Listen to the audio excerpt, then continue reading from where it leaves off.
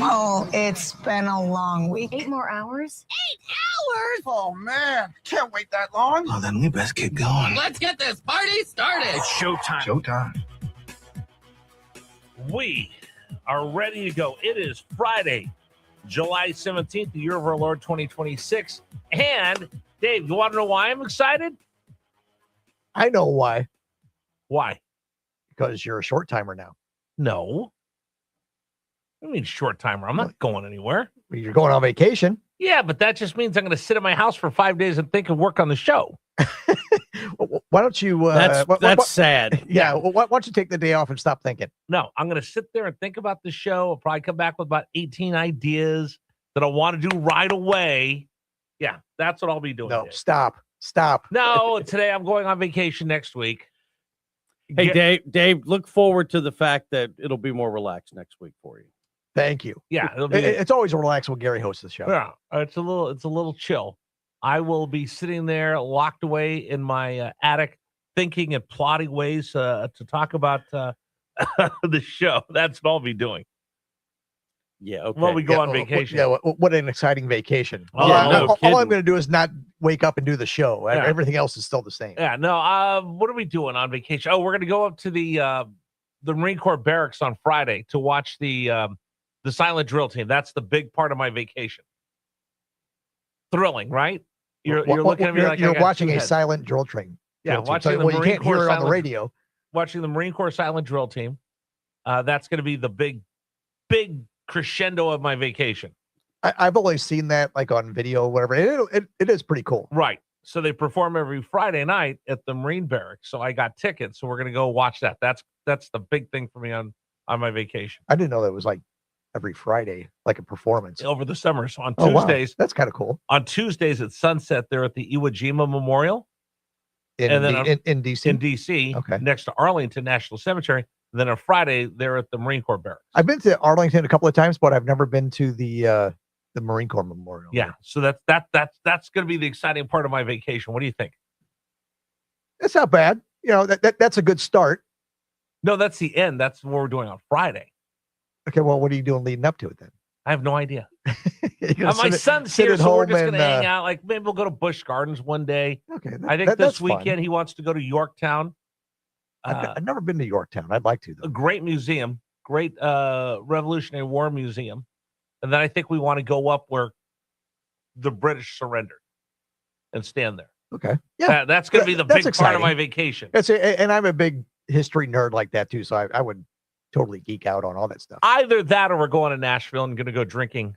Well, there's plenty of places to drink in Nashville, Right. including the Nashville airport. Yeah, exactly. All right. Good morning, everybody. It's Richmond's Morning News.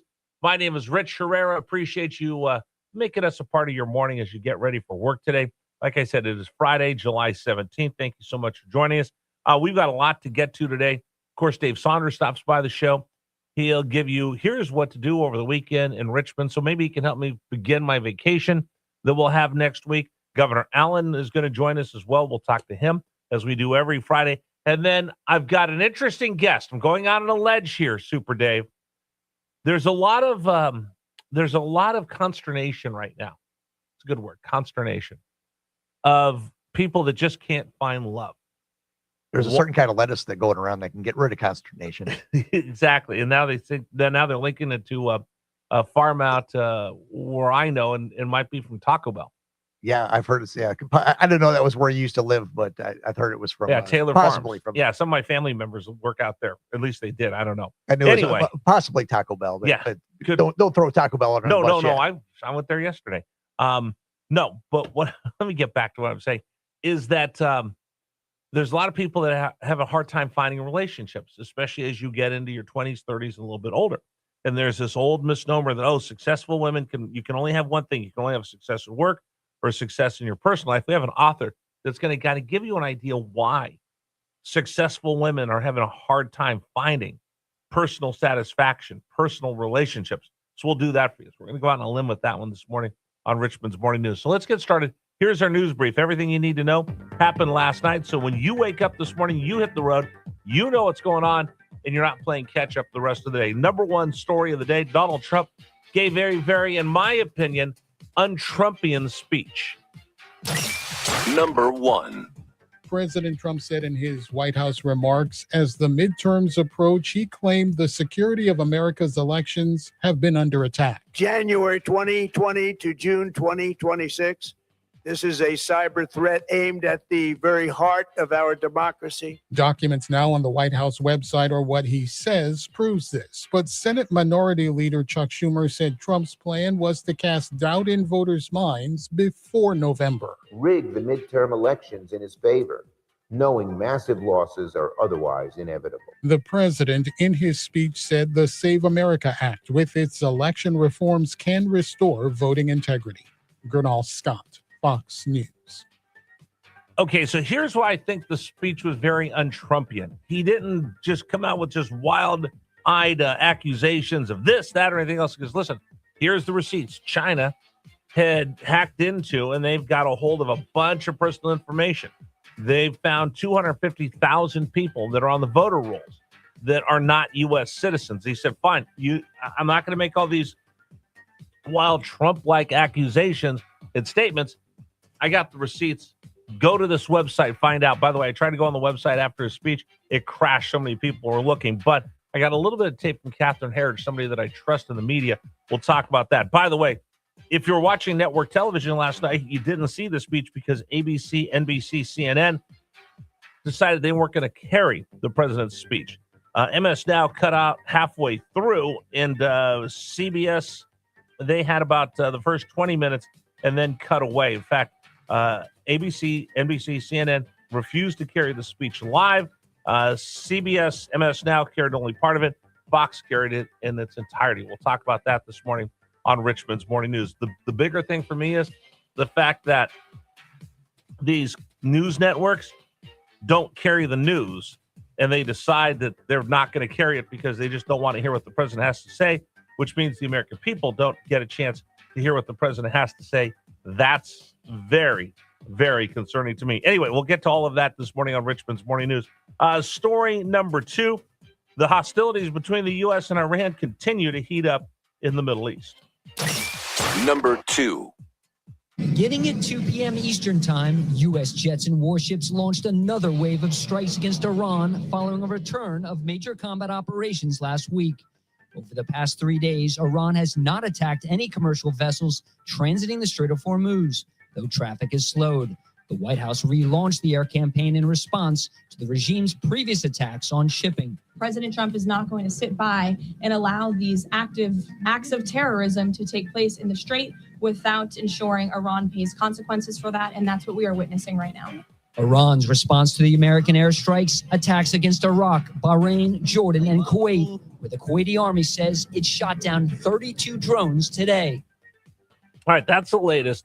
As Iran says, hey, let's talk. The president's like, okay, we've been talking. We talk, we come up with an MOU, and then you start attacking ships in the Strait of Hormuz. We're done talking. You want to have real talks? Go ahead. If not, here we go. Right now, it looks like the military is targeting breaking down the infrastructure of all of the Iranian oil, which is the lifeblood of that country. The bridges that are being taken out are on routes to get to Kark Island and other places that you've heard of, where they use that to ship the oil. Those are now being taken out. And the president said, listen, either you come to the table, I'm giving you fair warning, next week we start taking out multi-purpose civilian and military electrical grids, power plants, bridges. It's only going to get worse unless you come back here and we have legitimate talks. Iran responds by attacking their neighbors. Iran's deal is they're trying to escalate this into a regional fight by attacking the neighbors, which they think will cause the world to turn on the United States, and they'll call uncle.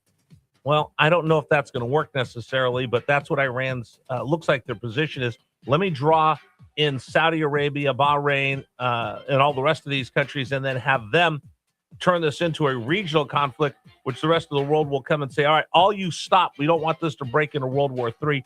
They're trying to escalate this in order to get the world to put pressure on the United States to call off the dogs. All right, story number 3. Oh, our Attorney General, it looks like he's going to go before the Virginia Supreme Court and say, can we get a do-over? Number 3. Our Attorney General, Jay Jones, who I think might be over in some of these big cases since taking over 6 months ago. Well, he tried to get all of the lawsuits against these Virginia gun laws pushed into one big court case that he could defend. He goes, it'll make it easier for me. The 3-panel justice said, no, these are all independent cases. You need to defend all of these separately. Well, now he's asking the Virginia Supreme Court, hey, can I get an extension on this? Can you please give me a little bit of time? Can we hold off on these until the Supreme Court of the United States sees these gun cases next year? I don't know what the legal, I'm not a lawyer. I don't play one on the radio. I'm not sure what the legal precedent would be. Hey, I know these cases are kind of tough and I wanted to put them all in one. You wouldn't let me. Can I just get a little bit of a breather? Can I get a little bit of a break? I don't know where I guess I didn't see that on Law and Order, but that apparently is going to be his, that's going to be what he's going to use to try to get out of the court's ruling against these gun laws. We'll keep an eye on that. Anyway, those are your big stories this morning on Richmond's Morning News. All right, coming up, I want to talk about TDS. It's real, and I've got real examples. I got 2 real examples. I hate using the term TDS, Trump derangement syndrome, but I don't know any other way to explain 2 news stories. I'll have those for you coming up next. We'll do news, traffic, weather all morning long. Thanks for joining us, everybody. It's 6:15, and you're listening to News Radio WRVA. By the way, today's program is brought to you